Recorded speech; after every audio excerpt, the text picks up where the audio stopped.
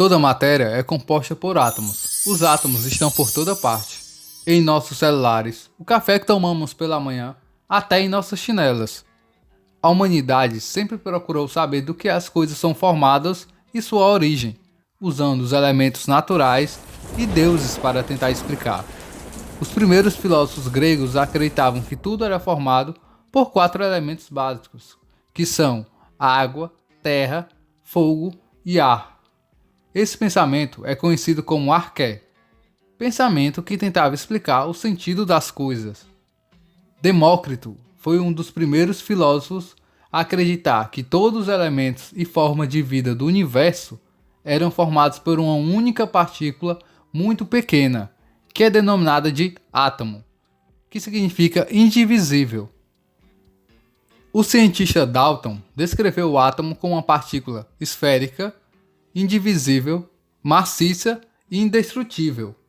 Thomson foi o primeiro a apresentar métodos e dados científicos para sua hipótese, com isso descrevendo o átomo como uma esfera positiva com partículas negativas e divisível.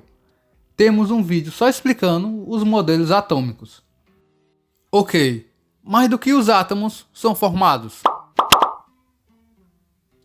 Os átomos são formados por partículas positivas, os prótons, partículas neutras, os nêutrons, partículas negativas, os elétrons. O modelo que vamos representar os átomos será o modelo de Bohr.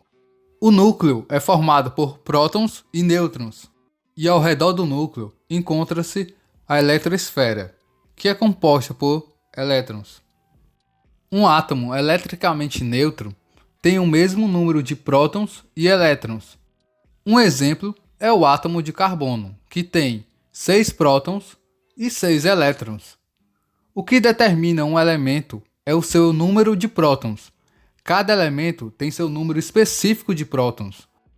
Exemplos são o nitrogênio, com 7 prótons, e o oxigênio, com 8 prótons.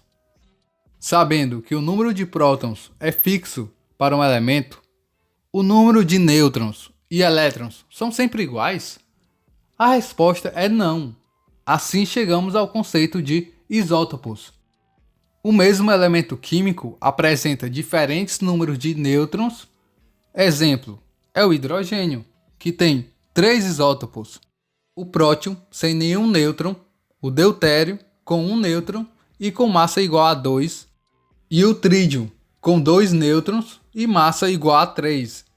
O deutério é utilizado no processo de fusão nuclear. E ainda temos os conceitos de isótonos, isobários e isoeletrônicos. Os isótonos possuem a mesma quantidade de nêutrons e diferentes quantidades de prótons. Os isobários possuem o mesmo número de massas e diferente número de prótons. Os isoeletrônicos possuem o mesmo número de elétrons. Um átomo pode perder ou ganhar elétrons. Quando isso acontece, ele passa a formar íons, que podem ser positivos ou negativos. O nome do íon positivo é cátion e o nome do íon negativo é ânion. Quando isso ocorre, os átomos ganham sinal positivo quando perdem elétrons e negativo quando ganham elétrons. Mas por que o sinal não é positivo para o ganho e negativo para a perda?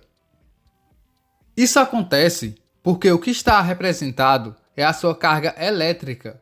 Então, quando um átomo perde elétrons, ele fica com mais cargas positivas, no caso, os prótons, e quando ganha, fica com mais cargas negativas, os elétrons.